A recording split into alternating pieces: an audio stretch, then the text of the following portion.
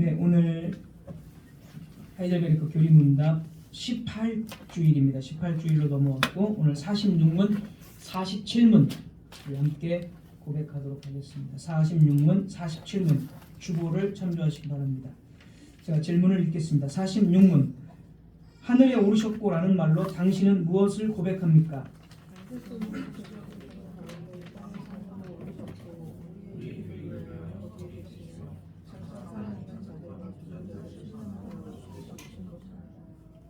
47문 그렇다면 세상 끝날까지 우리와 함께 있으리라는 그리스도의 약속은 어떻게 됩니까?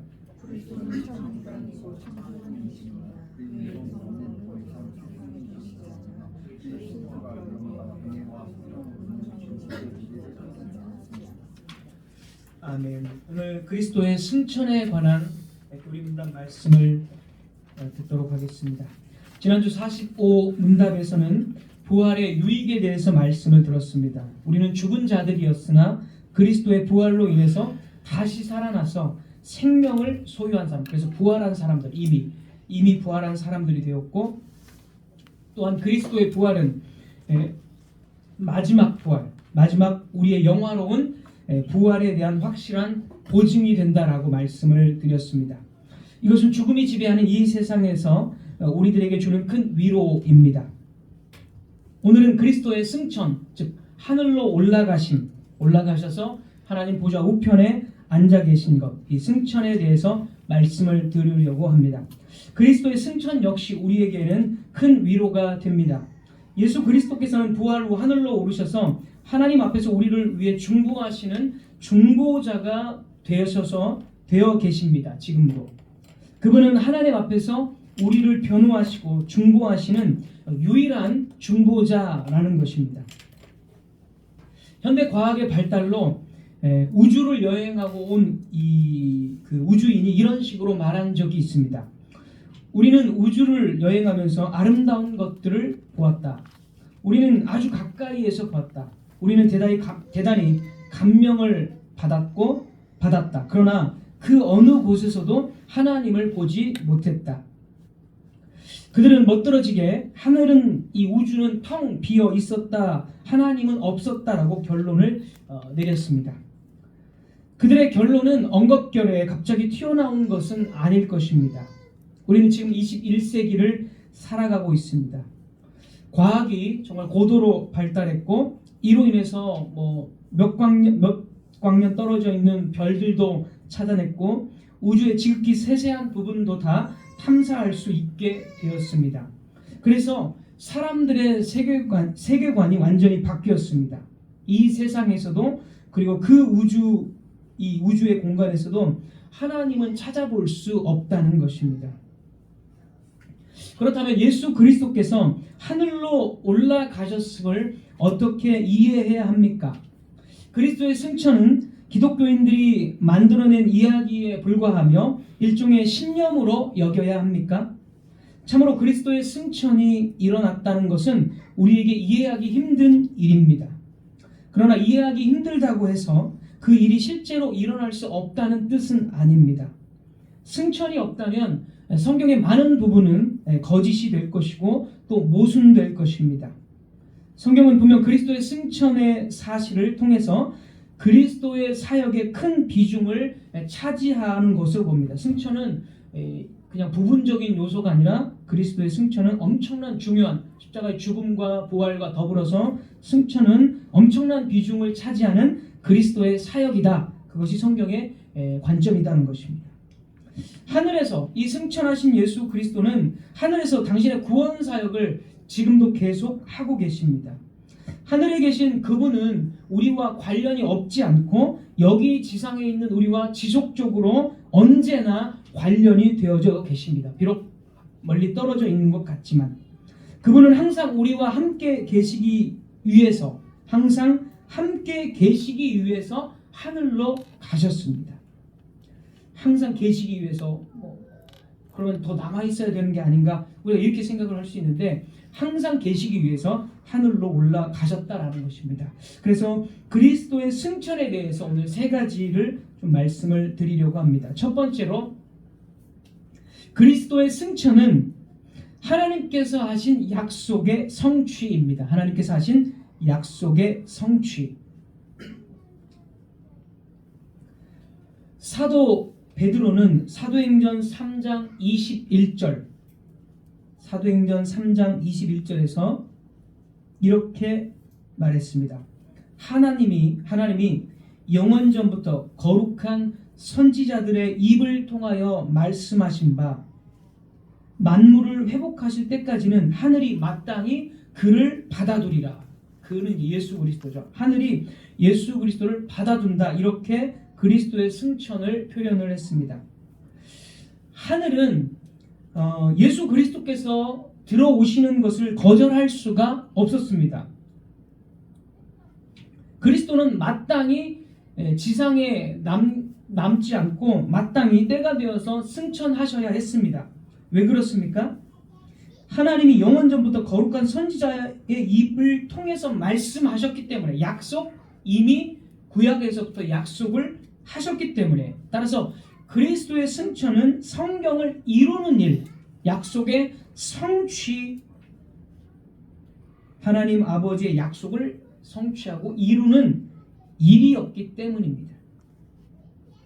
또 아주 유명한 구절이죠. 시편 110편 1절. 시편 110편 1절.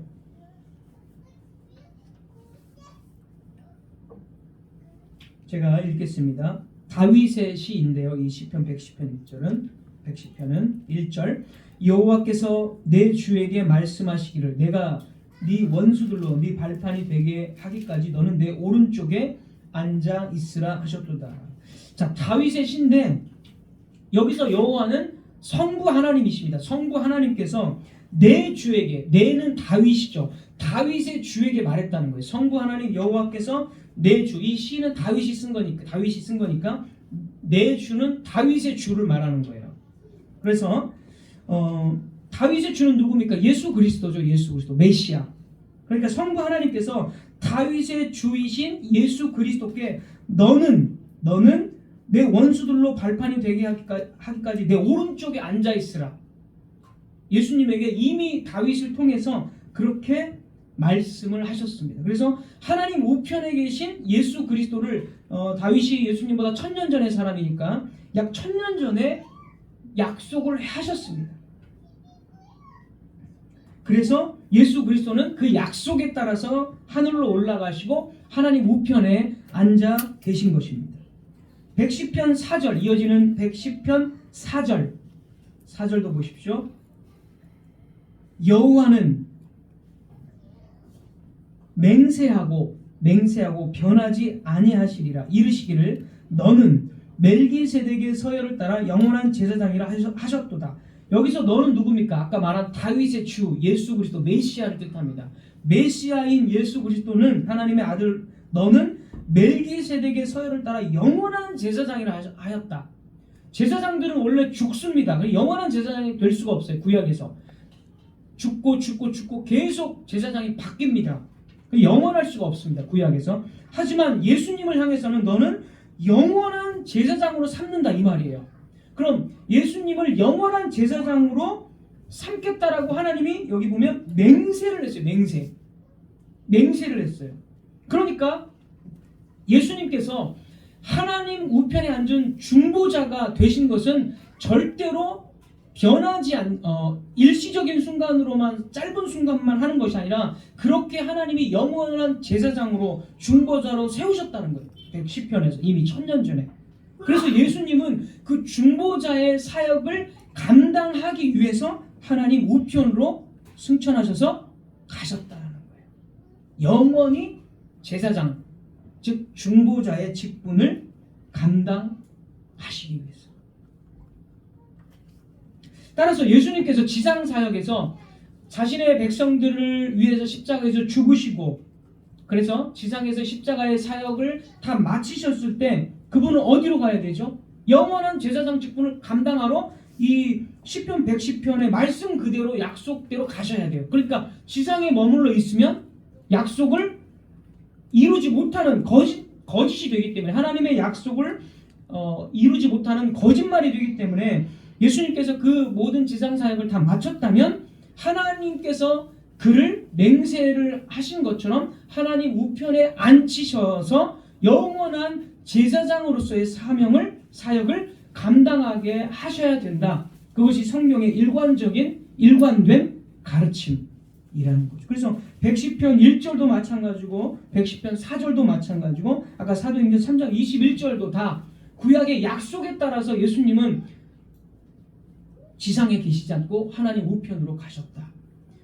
우리가 생각할 때 예수님이 우리처럼 부활하셨을 때 다 만질 수 있고 볼 수 있잖아요. 그래서 우리 생각에는 지상에 계시면 더 좋지 않겠느냐. 그러면 직접 가르침도 받고 더 좋지 않겠느냐. 우리 생각에는 그럴 수 있지만 그렇지 않다는 거. 이미 수천 년 전에 예수 그리스도께서 지상 사역을 마쳤다면 하나님 우편으로 부르셔서 영원한 중보자의 사역, 제사장의 사역, 영원한 왕의 사역을 감당하도록 그렇게 하나님이 약속하셨기 때문에 그 약속을 이루시는 일이었다. 예수 그리스도의 승천은. 그래서 그 하나님의 맹세 그대로 아들 예수 그리스도는 왕 같은 제사장으로 하나님 우편 보좌에 앉게 되었습니다. 그리고 비슷한 의미이겠지만은 또 한 가지 보면 하나님 아버지는 하나님의 백성들에게 중보자를 줄 것이라고 약속을 이미 수십 번, 수백 번이라고 할 수 있겠지만 수십 번 이미 하셨습니다. 제사장 아론을 통해서 아론이 하는 그 사역을 성취할 중보자를 너희들에게 주겠다라고 말씀을 하셨잖아요. 구약에. 다윗 왕을 통해서 다윗을 뛰어넘는 다윗의 후손의 왕을 줄 거라고, 중보자로서의 왕을 줄 거라고 약속을 하셨어요. 선지자 사무엘 같은 사람 또는 선지자 모세 같은 사람을 세우시면서 모세와 사무엘 같은 선지자를 줄 것이라고 이미 약속을 하셨습니다. 그러니까 구약의 모든 수백 번의 말씀들은 하나님의 백성들에게 분명한 영원한 중보자를 줄 거라고 약속을 하셨다라는 거예요. 구약에서 하나님께서. 그래서 그 중보자는 예수 그리스도고 그 중보자의 권리는 예수 그리스도 밖에는 없다라는 거죠. 왜 그 중보자의 권리가 예수 그리스도밖에 없습니까? 왜냐하면 예수 그리스도가 하나님의 뜻 가운데 이 땅으로 오셨고 하나님의 뜻을 이루셨고 하나님의 일을 완성하신 분은 예수 그리스도밖에 없기 때문에 예수 그리스도가 구약에서 하나님이 주시겠다고 하고 한 그 중보자다. 그래서 그 중보자, 약속된 중보자가 예수 그리스도고 예수 그리스도는 그 지상 사역을 다 마쳤을 때 그 중보자의 인정을 누가 어떻게 나타내는 거예요? 하나님 보좌 우편으로 앉히심으로 이 하나님의 아들 예수 그리스도가 내가 구약부터 이야기한 그 중보자다라는 것을 딱 확인시켜 준 거죠. 그 중보자의 권리는 인간 모세나 다윗이나 이런 사람들이 아니라 예수 그리스도를 하나님 우편에 앉히심으로써 내가 구약부터 예언한 중보자가 바로 이 예수 하나님의 아들 당신의 아들 예수 그리스도다라고 만천하에 선포를 한 것입니다. 그래서 비슷하지만은 조금 다른 관점으로 중보자로 어떻게 인정받음을 알 수가 있어요. 우리가 예수님이 우리의 중보자라는 것을 우리가 어떻게 알 수 있어요? 하나님께서 그를 하나님 우편에 앉히셨기 때문에 그분은 우리의 중보자가 확실하다는 것을 우리는 알 수가 있다는 것이죠. 하나님 아버지께서 예수 그리스도의 사역을 기뻐하신 증거가 어디 있습니까? 하나님 보좌 우편에 앉히셨다는 사실에 예수 그리스도를 하나님이 기뻐하셨다는 것을 우리는 확인을 할 수가 있습니다. 만약에 예수 그리스도가 하나님 우편에 앉지 않았다면 우리는 중보자가 누구인가? 서기관들인가? 당시의 서기관들인가? 누구인가? 우리는 헷갈릴 수밖에 없을 거예요. 하지만 하늘에 앉힌 분은 예수 그리스도 한 분이시기 때문에 예수 그리스도가 우리의 중보자가 확실하다. 이것을 우리는 알 수 있게 되는 것입니다.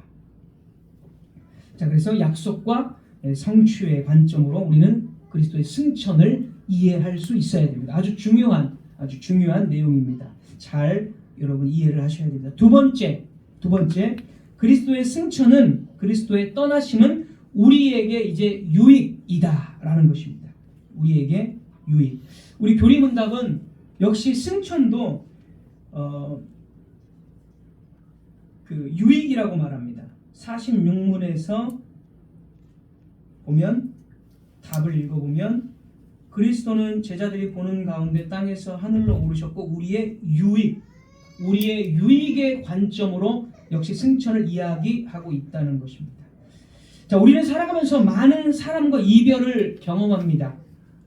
조부모가 먼저 세상을 떠나서 이별을 하기도 하고, 나이가 들면서 직업을 따라서 지역을 이동해야 되기 때문에 어릴 적에 친밀했던 친구들과 또 선후배들과도 떨어져서 살게 되기도 하고, 또 부모님을 시골에 두고 또 도시로 나와서 도시 생활을 할 수밖에 없습니다. 그럴 때 우리는 어쩔 수 없이 이별을 하면서 우리의 마음은 아쉽고 서운하고 때론 슬픔의 눈물을 흘리기도 합니다.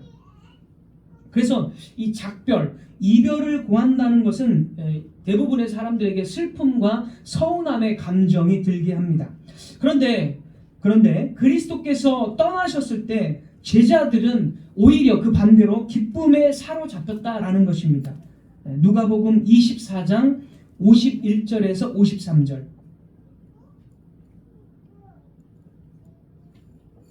누가복음 24장 51절에서 53절. 제가 읽겠습니다. 예수님께서 이제 제자들을 떠나서 이제 하늘로 가실 때의 그 정황입니다. 누가복음 24장 51절에서 53절. 축복하실 때에 그들을 떠나 하늘로 올려지시니 그들이 그에게 경배하고, 그 다음에 그들이 이제 제자들이죠. 그 다음에 큰 기쁨으로 예루살렘에 돌아가 늘 성전에서 하나님을 찬송하니라. 그리스도께서 고난 받으시고 죽으심 때문에 제자들은 굉장히 슬퍼했습니다. 그 당시에는. 그런데 그 슬픔은 잠시 뿐이었습니다. 예수님께서는 이미 죽으시기 전에 너희의 슬픔이 기쁨으로 바뀔 것이다, 이렇게 말씀을 하셨습니다. 요한복음 16장 22절. 요한복음 16장 22절. 지금은 너희가 근심하나 내가 다시 너희를 보리니 너희 마음이 기쁠 것이요 너희 기쁨을 빼앗을 자가 없으리라. 주님이 떠나시는데 왜 기쁩니까? 주님이 떠나시는 것은 교회의 유익을 위한 일이기 때문에 그렇습니다. 제자들이 그걸 몰랐을까요? 알았습니다. 알았기 때문에 그들은 예루살렘으로 돌아가서 기쁨과 큰 기쁨으로 그렇게 하신 하나님을 찬송한 거예요. 예수님께서 부활하신 뒤 40일을 제자들과 지내면서 하나님 나라의 일에 대해서 40일 동안 또 그 이후로도 가르쳐 주셨어요. 그래서 하나님 나라에 대한 것을 제자들은 그때 또 더욱 깊이 깨닫게 되었습니다. 그래서 이러한 예수님의 가르침을 통해서 예수님께서 세상을 이제 떠나서 하늘로 가신 일이 어떠한 기쁨을 줄 것이라는 것을 제자들은 알았다는 거죠. 그러니까 예루살렘으로 돌아가서 하나님을 찬송한 겁니다. 또한 제자들은 분명하게 예수님의 사역이 하늘로 올라가시고 그냥 끝났다라고 생각하지 않고 예수님의 사역이 계속적으로 하늘에서도 이루어지고 있다라는 사실을 역시 알았습니다. 제자들은 그리스도께서 지상 사역을 통해서 천상 사역의 토대를 놓으셨다라는 것을 당연히 알았습니다. 그래서 예수님의 떠나심은 교회의 즐거움이 되는 것입니다. 자, 먼저 예수님의 떠나심의 유익을 여기서 이제 또 살펴보면 에베소서 4장 10절입니다. 에베소서 4장 10절. 내려오셨던 예수 그리스도가 곧 모든 하늘 위에 하늘로 오르신 자니 이는 만물을 충만하게 하려 하심이다. 여기서 뭐뭐 하기 위해서라는 이 목적절로 시작을 해서 이렇게 말해요. 그러니까 예수 그리스도께서 하늘로 오르신 목적이 뭐냐, 이렇게 말하는 거죠. 그 목적은 만물을 충만하게 하려 하신다.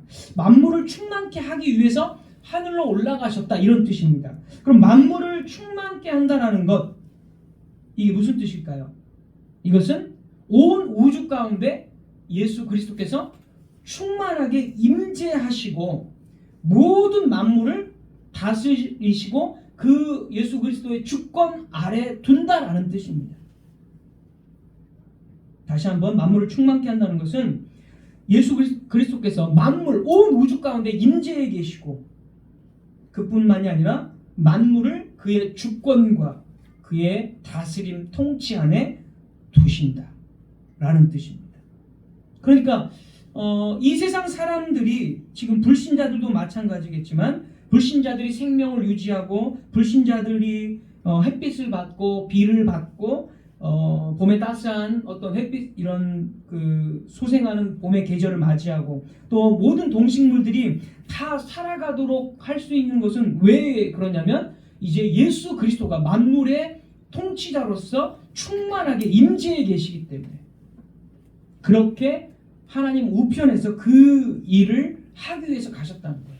구약에서 하나님께서, 여호와 하나님, 성부 하나님께서, 물론 성부 하나님, 성자 하나님, 성령 하나님이 합동사역으로 이 모든 것들은 다 하시지만, 특별히 신약에서 예수님께서 하나님 우편에 앉아 계신다는 것은 이제 성부 하나님께서 그 모든 것을 예수 그리스도께 위임하셔서 예수 그리스도가 만물을 충만케 하시는 분이다, 만주의 주고 만물의 주인이시다, 이거를 예수 그리스도에게 나타내셨다라는 뜻이에요. 이거를 잘 이해해야 됩니다. 이해. 자, 제가 이 부분을 혹시 여러분이 이해하지 못할까 설명드리면, 예수님이 아기였을 때 여러분 생각해 보세요. 예수님이 힘없는 아기로 오셨을 때 저분이 만물의 주인이다라는 것을 누가 알았습니까? 거의 몰랐어요. 소수의 사람들 빼고는. 그렇죠? 소수 하나님의 백성들 빼고는, 뭐 마리아라든지 뭐 요셉이라든지 또 목자들이라든지 이런 소수의 사람들 빼고는 아기로 오신 예수님이 만물의 주인이고 통치자라는 사실 다 몰랐어요. 다. 거의 다. 하지만 예수님께서 지상사역을 다 마치고 하늘로 올라가셨습니다. 우편에 앉았어요. 그러면 이 우편에 앉았다라는 것이 만물의 통치자이시고 주관자이시고 만물을 충만케 하시는 분이라는 것을 알까요, 모를까요? 다 알게 됩니다. 모든 피조물들이 확인할 수 있도록 하나님 우편에 앉았다는 것은, 자, 그 아기 예수, 그 예수님이 아기였을 때는 그것이 사람들에게 좀 감춰져 있고 잘 모르지만, 왜냐하면 그분은 낮아짐으로 오셨기 때문에. 그러나 하나님 우편에 예수 그리스도를 앉히셨을 때는 모든 우주를 향해서, 만물 피조물들을 향해서 바로 이 예수 그리스도가 하나님의 권위를 위임받은 만물의 통치자다, 이제 예수 그리스도의 주권으로 이 세상이 움직이고 유지된다는 것을 드러낸 사건이에요. 이거를 잘 이해해야 됩니다. 아기였을 때는 그거를 사람들이 모릅니다. 왜? 너무 연약한 아기의 모습으로 왔는데 사람들이 어떻게 저분이 만물의 통치자라고 이해하겠어요? 몰라요, 그때는. 하지만 하나님 우편에 앉았을 때는 이제 어느 누구도 부인할 수 없을 정도로 예수 그리스도는 만물을 충만케 하시는 만주의 주시다. 하나님의 모든 그 권위를 위임받아서 그렇게 통치하고 계신다. 그분이 하나님이시다. 이런 거를 온 세상에 드러냈다라는 거죠. 이걸 잘 여러분이 이해를 하셔야 됩니다. 그렇다고 해서 예수님만 통치하고 그런 건 아니에요. 삼위 하나님이 언제나 협력사역으로 함께 통치하십니다. 하지만 예수 그리스도가 만천하에 공표되고 드러났다라는 뜻이에요. 여러분 아시겠죠? 계속해서 반복해서 여러분이 들으면 아마 이해를 할 거라고 생각을 합니다. 자, 그렇게 만물을 충만케 하기 위해서 예수님께서는 하늘로 올라가셨고, 또 요한복음 14장 1절에서 3절, 요한복음 14장 1절에서 3절, 너희는 마음에 근심하지 말라. 하나님을 믿으니 또 나를 믿으라. 내 아버지 집에 거할 곳이 많도다. 그렇지 않으면 너희에게 일렀으리라. 여기 보십시오. 내가 너희를 위하여 거처를 예비하러 가노니, 가서 너희를 위하여 거처를 예비하면 내가 다시 와서 너희를 내게로 영접하여 나 있는 곳에 너희도 있게 하리라. 거처를 예비하기 위해서 떠나신 거라고 예수님께서는 말씀하십니다. 거처라는 것은 하나님 아버지의 집에 우리들을, 하나님의 백성들인 우리들을 있게 하기 위해서 마련하신 것입니다. 그래서 그 거처를 위해 떠나신 거예요. 여기에서 예수님은 당신의 떠나심에 대해서 많이 강조하지 않고 오히려 교회의 유익을 위해서 내가 떠난다 이렇게 강조를 하십니다. 교회의 거처를 위해서, 우리들의 거처를 위해, 그게 바로 유익이라는 것을 여기서 지금 강조하고 있습니다. 그래서 교회 주 예수님의 떠나심은 교회의 즐거움입니다. 자, 결혼을 약속한 한 커플이 있다고 여러분 가정을 한번 해보십시오. 결혼을 약속한 커플이 있다고 생각을 해보십시오. 그들은 결혼식을 기다리고 있습니다. 그래서 결혼식을 기다리면서 여러 가지 계획을 짜고 만반의 준비를 합니다. 그럴 때 이때에 신랑이 이렇게 이야기했다고 가정을 해보십시오. 당신과 나를 위해서 내가 집을 준비하러 잠깐 가야 돼. 이렇게 말했다고 가정을 해보십시오. 집을 마련하기 위해서 떠나는 것은 신부를 괴롭히는 것이 아닙니다. 만일 그가 신부에게 그렇게 말했다면 신부는 혼인 생활의 유익을 위해서 일하고자 길을 떠나는 신랑의 마음을 이해합니다. 그래서 혼인 생활을 꾸려가기 위해서 신랑이 떠나는 것은 신부를 오히려 슬픔이 아니라 행복하게 만드는 것입니다. 주님께서 떠나시는 것은 바로 이와 같은 것입니다. 그리스도의 떠나심을 통해서 제자들은 더 기대감이 컸고 강력하게 기뻐했습니다. 왜냐하면 그 떠나심의 유익을 알았고 그 마음속에 새겨졌기 때문에. 예수님께서 작별 인사를 하신 뒤에 하늘로 올라가셔서 제자들의 시야에서 멀어졌습니다. 그러나 제자들은 분명히 알았습니다. 예수님은 우리를 위해서 하나님 앞에 나타나시기 위해서 참 하늘로 들어간다라는 사실을 알았습니다. 히브리서 9장 24절.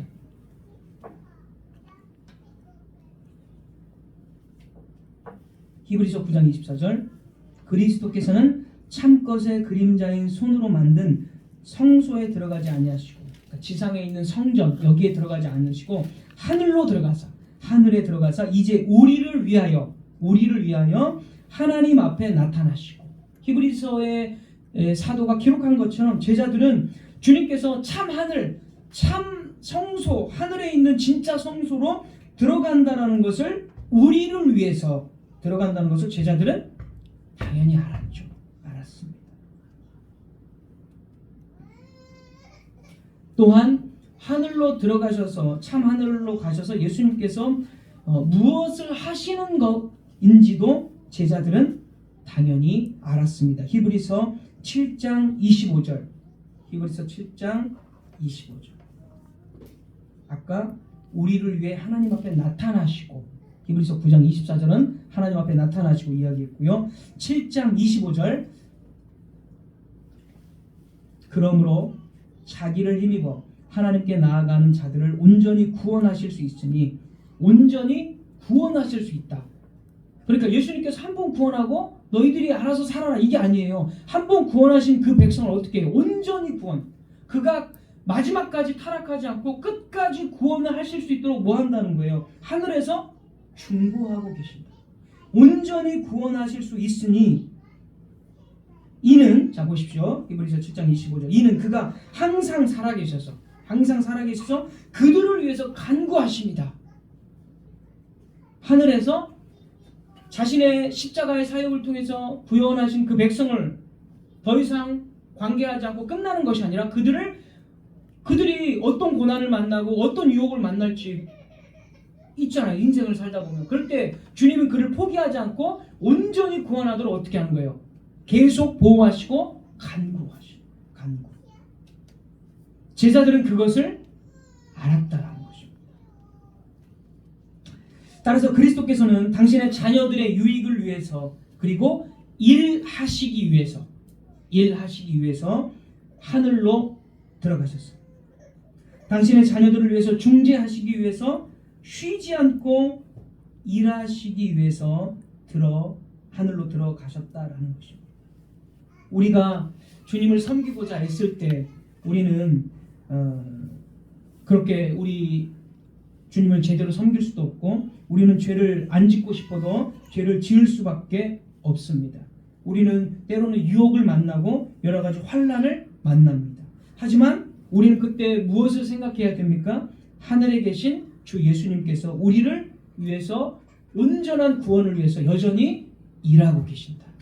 우리를 거짓된 것으로부터, 미혹으로부터, 죄로부터 지켜주신다. 우리가 끝까지 타락하지 않도록 은혜를 계속해서 하나님 앞에서 공급하고 계시기 때문에, 일하고 계시기 때문에 우리는 끝까지 타락하지 않고 믿음의 길을 걸어갈 수 있게 하신다. 우리는 이 사실을 정말로 신앙생활의 중심에 두고 있어야 합니다. 우리 힘으로 내가 믿음을 지키고 우리 힘으로 내가 신앙생활하고 그런 게 절대로 아니라, 여기 나와 있는 대로 예수님께서 우리를 보존하기 때문에 신앙생활하는 거고, 예수님께서 우리를 지키셨기 때문에 환난 속에서도 우리가 떨어지지 않고 신앙생활을 할 수 있다라는 사실을 여러분 꼭 기억하셔야 됩니다. 또한 우리가 죄를 지었을 때, 말 못할 죄를 지었을 때 예수님께서는 어떻게 하십니까? 하나님 앞에서 우리를 위해서 탄원하신 거예요. 간구하신다는 거예요. 계속해서 우리가 회개하도록 간구하시고, 우리를 위해서 우리가 죄를 지을 때 내 피를 하나님 아버지께, 예수 그리스도께서 자신의 피를 근거해서 내 백성이니 이 죄를 기억지 말라고 탄원하시는 거예요. 우리를 위해서 계속적으로. 그래서 우리는 바로 예수님의 십자가의 그 피와 계속해서 중보하시는 예수님 때문에 죄를 짓더라도 그 피에 근거해서 주님께 용서를 받는 것입니다. 그 주님의 중보하심과 그 간구는 짧은 순간만이 아니라 마지막 최종적인 주님의 오실 때까지, 산자와 죽은 자를 심판하러 오시는 그 재림의 날까지 끊임없이 멈추지 않고 이어진다라는 것, 우리는 이 점을 꼭 기억해야 합니다. 그렇기 때문에 우리는 어떠한 고난과 어려움을 만날지라도 하늘에서 우리의 유익을 위해서 중보하시는, 쉬지 않으시는 주 예수 그리스도를 바라봐야 하는 것입니다. 그래서 제자들이 땅에서 예수 그리스도의 떠나심에 대해서 크게 기뻐한 것은 이상하지 않은 일입니다. 주님이 이 땅에서 하늘로 떠나셨습니다. 이제 우리는 지상에 있고 그리스도는 하늘에 계십니다. 그러나 주님의 떠나심으로 우리는 하늘의 중보자, 대언자를 얻은 것이고, 또 그분은 하늘에서 계속해서 당신의 일을 수행하십니다. 자, 마지막으로 세 번째, 그리스도께서 떠나서 지금 하늘에 계신다고 했는데, 그렇다면 분명히 주님은 약속에서 내가 너희와 영원히 함께 하겠다라고 약속하셨는데, 그 약속은 어떻게 되는 것입니까? 주님은 거짓말을 하신 것입니까? 주님은 우리와 함께 하지 않는 것입니까? 만일 이것이 사실이라면 우리는 낙심하게 될 것입니다. 그리스도는 사라지셨습니다. 이 말이 사실이라면 그리스도와 우리 사이에는 무한한 엄청난 거리가 생긴 것입니다. 이에 대한 대답은 하이델베르크 교리문답 47문입니다. 우리 47문을 한번 제가 천천히 한번 다시 읽겠습니다. 47문. 그렇다면 세상 끝날까지 우리와 함께 있으리라는 그리스도의 약속은 어떻게 됩니까? 답. 그리스도는 참 인간이고 참 하나님이십니다. 그의 인성으로는 더 이상 세상에 계시지 않으나 그의 신성과 위엄과 은혜와 성령으로는 잠시도 우리를 떠나지 않습니다. 그리스도는 인성으로는 세상에 계시지 않으나, 인성이라는 건 뭐죠? 부활하신 그 육체가 인성입니다. 그 육체로는 계시지 않습니다. 하지만 신성, 영원하신 하나님이시잖아요. 신성, 그걸 신성이라고 해요. 예수 그리스도는 인성과 신성이 연합되어져 있어요. 왜냐하면 육신을 입고 오셨기 때문에. 그러니까 육신으로는 우리는 절대로 예수님을 보려고 하면 안 된다는 거예요. 꿈에서라도 우리는 예수님을 육신으로 볼 이유가 없어요. 가끔 기도하다가 환상 중에 예수님이 육신으로 딱 그 막 금발의 머리를 하고 긴 이런 그 옷을 입고 당시에 랍비들이 신는 그 신발, 그 토막 그 신발을 신고 예수님이 환상 중에 나타나셨다. 그러면 돼요, 안 돼요? 안 되는 거예요. 절대로 우리는 육신으로는 예수님을 보려고 해서는 안 됩니다. 특히 이제 로마 교회 같은 경우는 성찬을 할 때 그 빵과 피가 뭐라고 하죠? 실제 예수님의 몸이다. 실제 예수님의 피로 변화된다라고 말하잖아요. 그렇게 하면 안 된다는 거예요. 어떠한 그 방편으로도 우리는 육신의 예수님을 보려고 하면 안 됩니다. 그건 우상 숭배가 돼요. 왜? 육신은 이 세상에 계시지 않습니다. 그럼 어떻게 우리와 함께 한다는 거예요? 영원하신 하나님이시기 때문에 하나님으로서의 위엄과 은혜로서, 위엄과 신성으로서 함께하고, 특별히 예수님이 떠날 때 뭐라고 말씀하셨죠? 내가 보낼 보혜사 성령이시잖아요. 성령으로 너희와 함께하겠다. 그가 너희에게 진리를 말하고 진리를 생각나게 하고, 그가 성령이 계신 것이 내가 너희와 함께한 증거다. 이렇게 말씀을 하셨잖아요. 그러니까 육신은 우리와 함께하지 않지만 신성과 은혜와 성령으로 우리와 절대로 분리하지 않고 함께 계신다. 이게 교리문답의 내용입니다.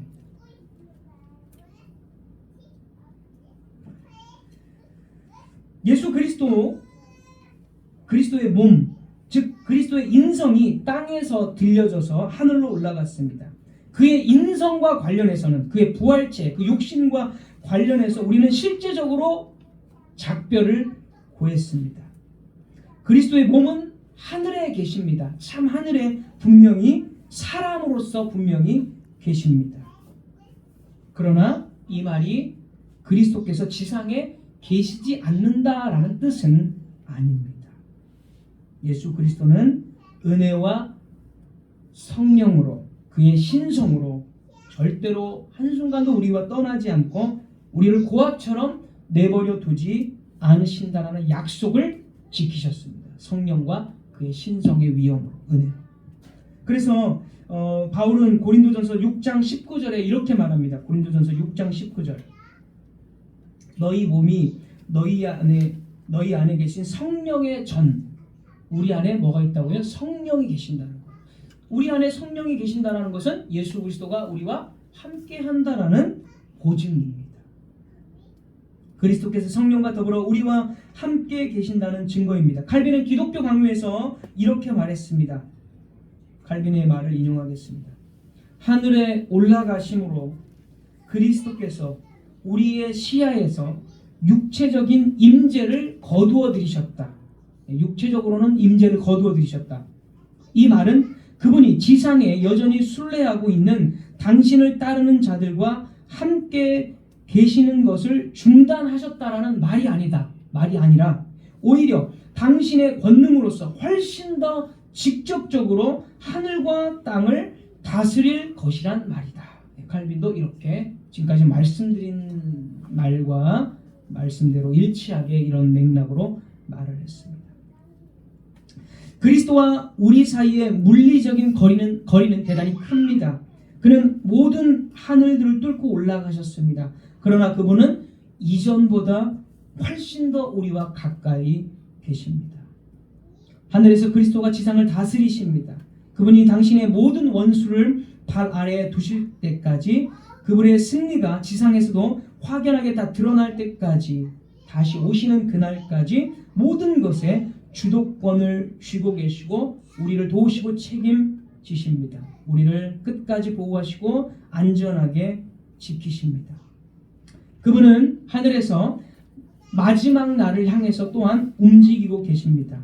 마지막 날까지 하나님의 백성들 단 한 사람도 잃어버리지 않도록 지키신다라고 말씀합니다. 요한복음 17장 12절.